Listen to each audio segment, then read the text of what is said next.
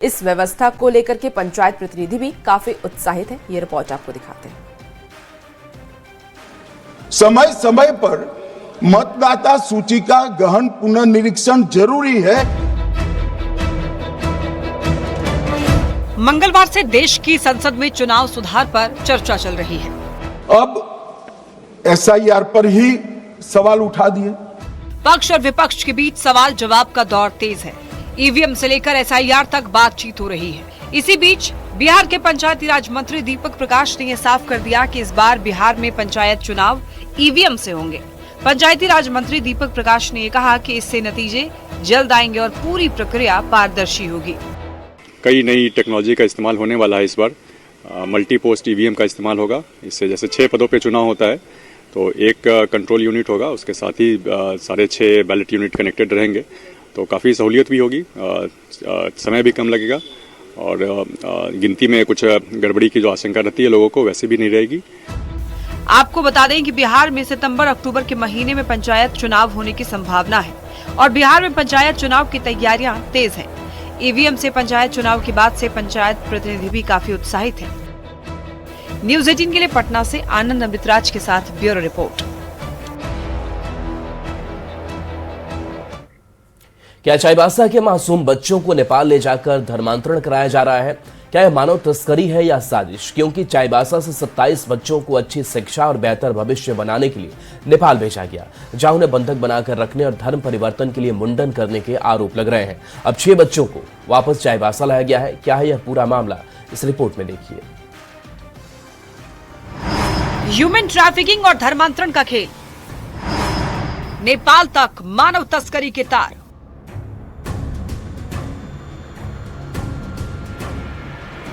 क्या मासूम बच्चों के धर्म बदलवाने का अधिकार किसी को है? क्या हमारी एजेंसियां इतनी कमजोर है कि नेपाल तक बच्चों को ले जाया गया और हमें भनक तक नहीं लगी? ये सवाल इसलिए क्योंकि चाईबासा के बच्चों को अच्छी शिक्षा और बेहतर भविष्य बनाने की बात कहकर नेपाल भेजा गया। इस मामले में जिले के विभिन्न क्षेत्रों से 27 बच्चों को नेपाल भेजे जाने की बात सामने आई। चाईबासा के रांगामाटी गांव से नेपाल भेजे गए 11 बच्चों में से 2 बच्चों के वापस घर लौट आने के बाद मामले का खुलासा हुआ है। रांगामाटी गांव के बच्चों के परिजनों ने डीसी से मिलकर नेपाल में उनके बच्चों को बंधक बनाकर रखने और धर्म परिवर्तन के लिए मुंडन कराने का आरोप लगाया। से पैसा 3,000 दिए। कब ले गया? कब ले गया? 11 तारीख को बच्चा को। उसको बहुत गहराई से देख रहे हैं कि कहीं ये चाइल्ड ट्रैफिकिंग का तो मामला नहीं है। प्रशासन पूरी तरह से मुस्तैद है कि किसी प्रकार से सभी बच्चों को उनके परिवार से के पास वापस ले आए। 27 बच्चों में से अब तक 6 बच्चे वापस चाईबासा लौट आए हैं। इन बच्चों को नेपाल के काठमांडू क्षेत्र में स्थित श्री नमो बुद्ध बौद्ध धर्म ध्यान शिक्षण केंद्र भेजा गया था। इस केंद्र से 6 बच्चे पिछले दिनों भाग गए थे और 2 बच्चे चाईबासा के अपने गांव पहुंच गए। भागने के दौरान 4 बच्चे नेपाल पुलिस के हाथ लगे थे। इन बच्चों के परिजनों ने नेपाल जाकर आज वापस लाया, जिसमें से 2 वापस आ गए हैं और 4 वापसी के रास्ते में थे। और साथ में ये भी पता चला कि कुल 27 बच्चे पूरे जिले से गए हुए हैं और इसमें अभी जो फिलहाल कुल मिलाकर के 6 बच्चे वापस हो चुके हैं और इस संबंध में कुछ के गार्जियन द्वारा उन्हें वापस लाने का अनुरोध किया गया है। ये कोई पहला मामला नहीं है। इससे पहले भी ऐसे कई मामले सामने आ चुके हैं। ऐसे में सवाल ये उठता है कि आरोपियों पर कब तक होगी कार्रवाई? सीमा पार बच्चों की आवाजाही पर निगरानी क्यों कमजोर है? सभी बच्चे कब तक वापस लौटेंगे? पूरे मामले का मास्टरमाइंड कौन है? बच्चों का क्यों किया जा रहा था धर्मांतरण? अच्छे भविष्य का कौन दे रहा लालच? न्यूज़ 18 के लिए चाईबासा से रूपेश प्रधान की रिपोर्ट। झारखंड विधानसभा का शीतकालीन सत्र आज से कई मामलों में महत्वपूर्ण रहा। सदन के अंदर और बाहर सरकार को चुनावी वादों को याद दिलाने में विपक्ष का प्रदर्शन जारी रहा और इसी बीच बीजेपी विधायक शत्रुघ्न महतो ने अबुआ आवास योजना का मुद्दा उठाया, जिसका जवाब ग्रामीण विकास मंत्री दीपिका पांडेय सिंह ने दिया। वहीं जेएमएम विधायक दशरथ गगराई ने हरसावा गोलीकांड मामले की न्यायिक जांच की मांग उठाई है।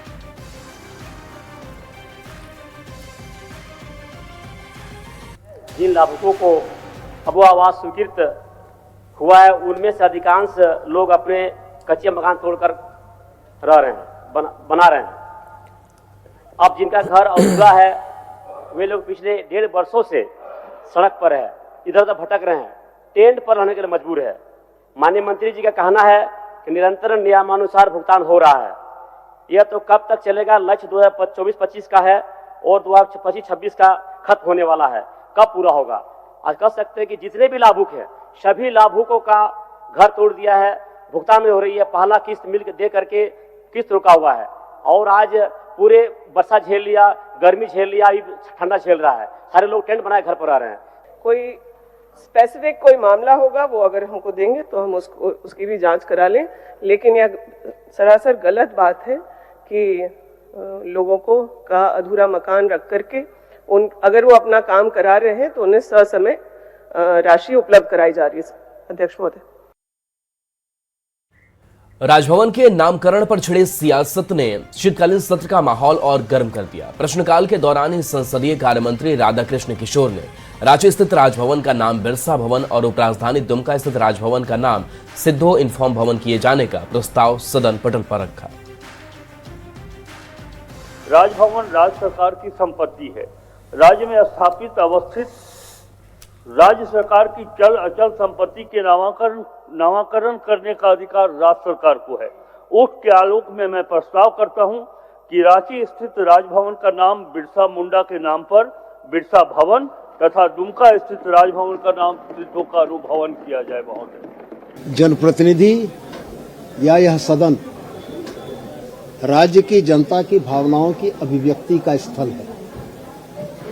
हमारे माननीय वित्त मंत्री ने जो प्रस्ताव रखा है वो झारखंडी जनता की भावना है और वह जन भावना इस सदन में प्रस्फुटित हुई है।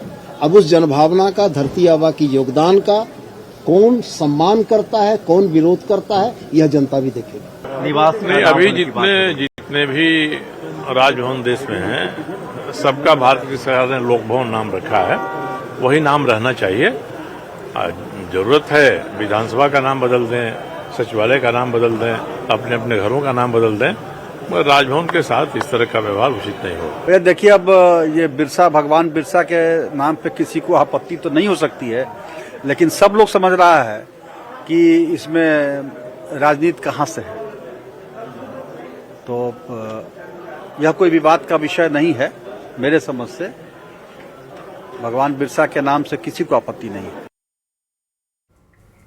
किसी भी आपात स्थिति से निपटने के लिए पटना एयरपोर्ट पर कैसी तैयारी है, इसका जायजा लिया गया मॉक ड्रिल के जरिए। बिल्कुल असली की तरह दिखने वाले इस मॉक ड्रिल में एटीएस की टीम बम की सूचना पर एयरपोर्ट पहुंची और एक्शन ली। इस ड्रिल में एटीएस के जवान, बम निरोधक दस्ता के साथ ही एयरपोर्ट से जुड़े सभी अधिकारी वहां पर शामिल रहे और इस मॉक ड्रिल का मकसद था बम की सूचना मिलने पर एयरपोर्ट को कैसे सुरक्षित किया जाए, यात्रियों को कैसे सकुशल बाहर निकाला जाए और पूरे हालात को कैसे काबू में किया जाए। इसकी तैयारी परखी गई है। टीम ने दिखाया कि कैसे बम डिस्पोजल रोबोट और अन्य उपकरणों को तैयार किया जाता है और मौके पर पहुंचाया जाता है।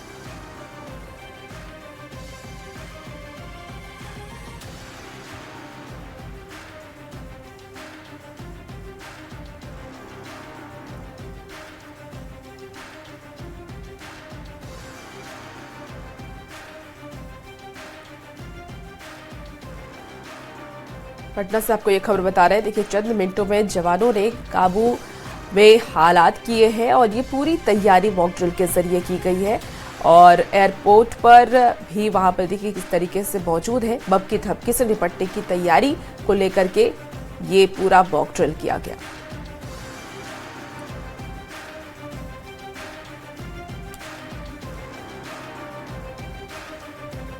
तो चंद मिनटों में किस तरीके से बम को डिफ्यूज किया जाए, इसको लेकर के पूरी तैयारी की गई। दरभंगा सदर प्रखंड के प्राथमिक स्वास्थ्य केंद्र में लापरवाही की तस्वीर सामने आई है। परिवार नियोजन के तहत कुल 22 महिला का ऑपरेशन किया गया, लेकिन ऑपरेशन के बाद उन्हें न वार्ड उपलब्ध कराया गया, न ही बेड, कंबल, न गर्म कपड़े। कड़ाके की ठंड में उन्हें खुले बरामदे और अस्पताल के फर्श पर लिटा दिया गया। इस पूरे मामले में अस्पताल प्रशासन ने भी अब जाकर लापरवाही मानी है।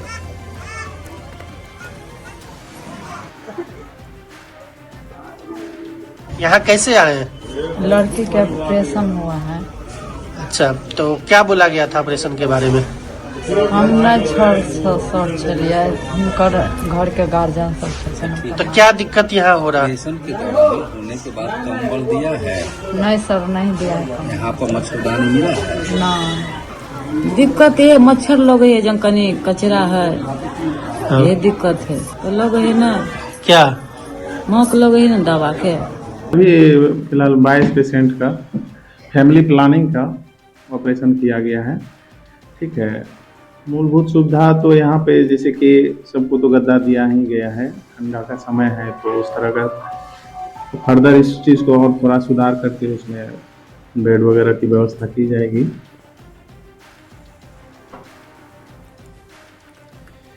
तो देखिए, स्वास्थ्य केंद्र से ये लापरवाही की तस्वीर और कई सवाल भी हैं।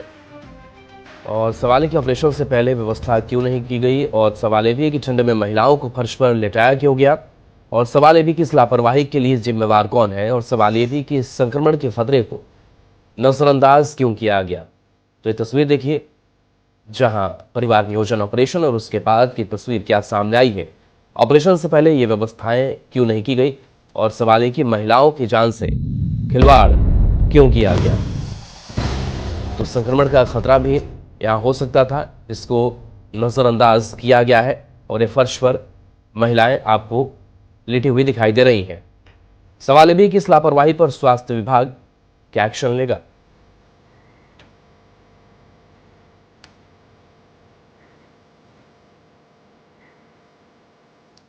गयाजी अंतर्राष्ट्रीय हवाई अड्डे पर इंडिगो एयरलाइंस की सभी उड़ानें अब पूरी तरीके से पटरी पर लौट आई हैं, और ये जानकारी दी गई है एयरपोर्ट के कार्यकारी निदेशक अवधेश कुमार ने। उन्होंने कहा है कि मौसम और तकनीकी कारणों से 4 से 6 दिसंबर के बीच इंडिगो की 5 आगमन और 5 प्रस्थान उड़ानें प्रभावित रही हैं, जिससे कि यात्रियों को काफी दिक्कतों का सामना करना पड़ा। उन्होंने ये भी कहा कि वर्तमान में गयाजी एयरपोर्ट से संचालित सभी घरेलू और अंतर्राष्ट्रीय उड़ानें निर्धारित समय पर ऑपरेट हो रही हैं। उन्होंने यात्रियों से अपील की है कि किसी भी तरह की अफवाहों पर आप ध्यान ना दें, क्योंकि इंडिगो की सेवाएं अब सामान्य रूप से उपलब्ध हैं। सारी सुविधाएं पहले की तरह बहाल हो गई हैं। पैसेंजर ये ना घबराएं कि गया एयरपोर्ट से हम जाएंगे फिर फ्लाइटें की इन्फॉर्मेशन नहीं मिलेगी। हमारे यहाँ पूरी व्यवस्था की गई थी गया एयरपोर्ट में। इंडिगो के लोग भी बहुत तत्पर थे, उन्होंने फ्लाइट टाइमिंग की प्रॉपर टाइमिंग में इन्फॉर्मेशन दिया कि हमारे फ्लाइटें कैंसिल है, जिससे पैसेंजर को बहुत कम असुविधा हुई। इसलिए हम चाहते हैं पैसेंजर के लोकल पैसेंजर्स या जो भी यहाँ से जा रहे हैं उनको बताना कि हमारे यहाँ से फ्लाइट की कोई डिस्ट्रप्शन नहीं हुई, अभी सारी फ्लाइटें टाइम से जा रही है और घबराने की कोई बातें नहीं है।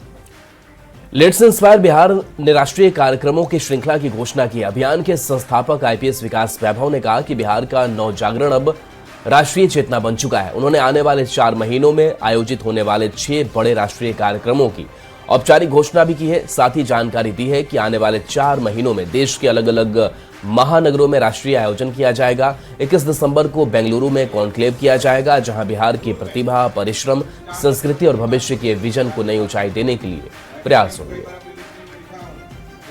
सफल रही है और आज बिहार के हर जिले में इसके अध्याय स्थापित है। बिहार के बाहर भी भारत के सभी प्रमुख महानगरों में, राज्यों में और 18 देशों में भी लोग इस उद्देश्य के साथ योगदान देने का प्रयास कर रहे हैं कि बिहार 2047 तक ऐसा बन जाए जिसमें शिक्षा, रोजगार या स्वास्थ्य के लिए किसी को बाहर जाने की आवश्यकता नहीं है। अभी तक 2,75,000 से अधिक लोग सीधे रूप में व्हाट्सएप ग्रुप्स में जुड़े हुए हैं।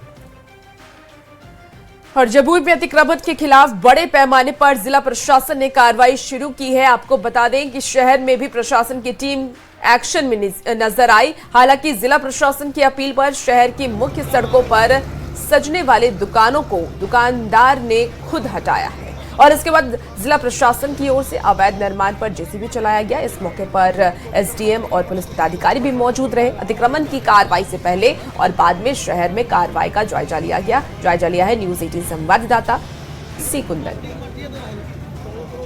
इसमें अतिक्रमण के खिलाफ सरकार कार्रवाई कर रही है, बुलडोजर चलाया जा रहा है। वैसे में जमुई जिला प्रशासन ने भी 10 दिसंबर से अतिक्रमण के खिलाफ कार्रवाई करने का आदेश जारी रखा था, लेकिन देखा जाए तो अतिक्रमण के खिलाफ जिला प्रशासन कार्रवाई शुरू करती उससे पहले दुकानदारों ने खुद अतिक्रमण हटा दिया है। जैसा कि देख सकते हैं, जमुई शहर का अति व्यस्ततम सड़क है यह, जो जमुई कचहरी से लेकर महाराजगंज तक जाता है, लेकिन सड़क के दोनों किनारे को अगर देखा जाए तो अतिक्रमण हट चुका है। वो स्वतः लोग नागरिक और हमारे व्यवसायी हटा लिए। ऐसा क्यों? मतलब जब प्रशासन का आदेश हुआ कि अतिक्रमण मुक्त करना है तो स्वतः लोग मुक्त कर दिए। इस पे हम लोग 2 उपाय कर रहे हैं। जो भी यहाँ से हट रहे हैं उसके लिए हम लोग वैकल्पिक व्यवस्था किए हैं। वैकल्पिक व्यवस्था के तौर पर ग्रीस टॉकी जो है वहाँ पर जगह खाली है, वहाँ पर हम लोग उन लोगों को शिफ्ट करेंगे। उसके बाद अतिथि पैलेस से लेकर के सगुन वाटिका तक हमारा जो एम्प्टी स्पेस है उसको हम लोग यूटिलाइज करेंगे। अब आने वाला समय बताएगा कि क्या यह बाजार इसी तरह से रहेगा या फिर जो दुकानदार है सड़क के किनारे अपनी दुकानों को लगा देंगे। केसी कुंदन, न्यूज़ 18, जमुई। मुजफ्फरपुर से बड़ी खबर, जहां पुलिस चालक परीक्षा में मुन्ना भाई पकड़ाया है। दूसरे की जगह परीक्षा देने पहुंचा था। निशानदेही पर 2 और लोग पकड़े गए। अरवल, पटना और जहानाबाद के ये आरोपी हैं। जिला स्कूल सेंटर से आरोपी पकड़ा गया है। एडमिट कार्ड से छेड़छाड़ का आरोप है। आगे की कार्रवाई में पुलिस जुटी हुई है।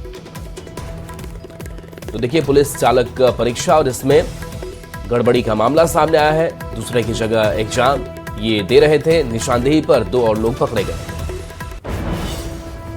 ज्ञापन किया गया तो उसको फर्जी विद्यार्थी पाया गया। फर्जी विद्यार्थी के गिरफ्तार करने के बाद उससे पूछताछ के आधार पर हम लोगों ने उसका साजिशकर्ता और ओरिजिनल स्टूडेंट जो सेंटर के बाहर थे उनको भी हम लोगों ने पहचान करके पकड़ लिया। कुल 3 आदमी पकड़े गए हैं। कहाँ के रहने वाले हैं? ये लोग अरवल जहानाबाद के रहने वाले हैं। ये लोग कॉन्ट्रैक्ट लेकर के यहाँ को पैसे दिलवाते? हाँ, वो बोले हैं कि वो रिजल्ट आने के बाद हमको पैसा मिलना था, अभी सिर्फ खर्चा के लिए मिला था। इसी बीच देखिए, पटना से बड़ी खबर आ रही है। रंगदारी मांगने का आरोपी गिरफ्तार किया गया है। 48 घंटे के भीतर पकड़ाया है आरोपी। तो रूपसपुर के बिल्डर से मांगे थे 5 करोड़, अंजाम भुगतने की चेतावनी दी थी। पटना पुलिस की स्पेशल टीम की ये बड़ी कार्रवाई हुई है। राज्य के खेलगांव से आरोपी गिरफ्तार किया गया। बाकी की गिरफ्तारी में पुलिस जुट गई है। बड़ी खबर आपको इस वक्त पटना से बता रहे हैं, जहां रंगदारी मांगने का आरोपी गिरफ्तार किया गया। 48 घंटे के भीतर पकड़ाया है आरोपी। रूपसपुर के बिल्डर से मांगे थे 5 करोड़। इस टीम के द्वारा विभिन्न राज्यों में रेड छापेमारी की गई और जो डीआईओ की टीम थी वो भी सहयोग में थी।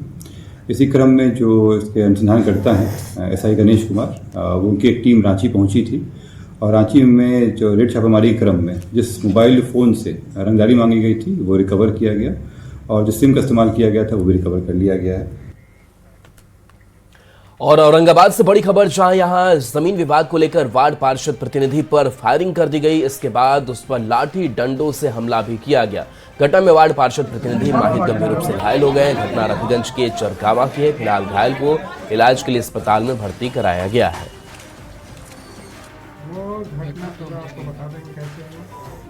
कम से कम 50 रन हमारे सर पे मारा गया। ठीक है, आंगली मेरी काट दी गई। ठीक है, जान जो बची तो यहाँ हॉस्पिटल आए। जमीन के कब्जे को लेकर या फिर जोतने बोने के लेकर झगड़ा हुआ है। बहुत बारीकी से हम लोग नज़र रखे हुए हैं। एक व्यक्ति जख्मी है जो बेहतर इलाज के लिए उनको पटना भेजा गया है और फर्द-बयान वगैरह की कार्रवाई चली जा रही है और हम लोग बहुत हद तक जो दोषी हैं वो भी चिन्हित कर लिए गए हैं और शीघ्र इनकी गिरफ्तारी होगी। सर, हथियार बरामद भी हुआ है क्या? कुछ चीज़ें अनुसंधान की चीज़ें हैं जो विस्तार से बताई जाएंगी और उस पर हम लोग काम कर रहे हैं। इसी बीच देखिए, भागलपुर से बड़ी खबर आ रही है। स्टेशन पर फिर देवदूत बने हैं आरपीएफ जवान। महिला रेल यात्री की जान बचाई है। चलती ट्रेन से उतरने की कोशिश में थी महिला, पैर फिसलने से प्लेटफॉर्म पर गिरी। आरपीएफ जवान ने ट्रेन के अंदर उसे खींचा है। सीसीटीवी में कैद हुई है ये पूरी घटना। तस्वीरें भी टीवी स्क्रीन पर आपको दिखा रहे हैं। देखिए, महिला यात्री राजेंद्र नगर बांका ट्रेन से भागलपुर से बांका की ओर जा रही थी। इसी दौरान भागलपुर रेलवे स्टेशन के प्लेटफॉर्म संख्या 1 पर चलती ट्रेन से उतरने के दौरान वो गिर गई पैर फिसलने की वजह से। इसके बाद आरपीएफ के जवान वहां पर पहुंचे और उन्हें बचा लिया। प्लेटफॉर्म और ट्रेन के बीच में जो स्पेस होता है, जो जगह होती है, उसके अंदर वो फंस गई थी। आरपीएफ के इन एएसआई ने सूझबूझ का परिचय देते हुए इन महिलाओं को तुरंत वहाँ से निकाला, अन्यथा एक बहुत बड़ा हादसा या बहुत बड़ी दुर्घटना घट सकती थी। और इस बीच नालंदा से बड़ी खबर, जहां बुधवार की देर शाम मुखिया के पति को गोली मार दी गई, जिसके बाद गंभीर हालत में अस्पताल में भर्ती कराया गया है। मामला सरमेरा थाना क्षेत्र के चेरो गांव का है। घटना को लेकर फिलहाल परिजन कुछ भी बताने की स्थिति में नहीं है। पुलिस ने पूरे मामले की जांच शुरू कर दी है, लेकिन अब तक गोली मारने का कारण पता नहीं चल पाया है।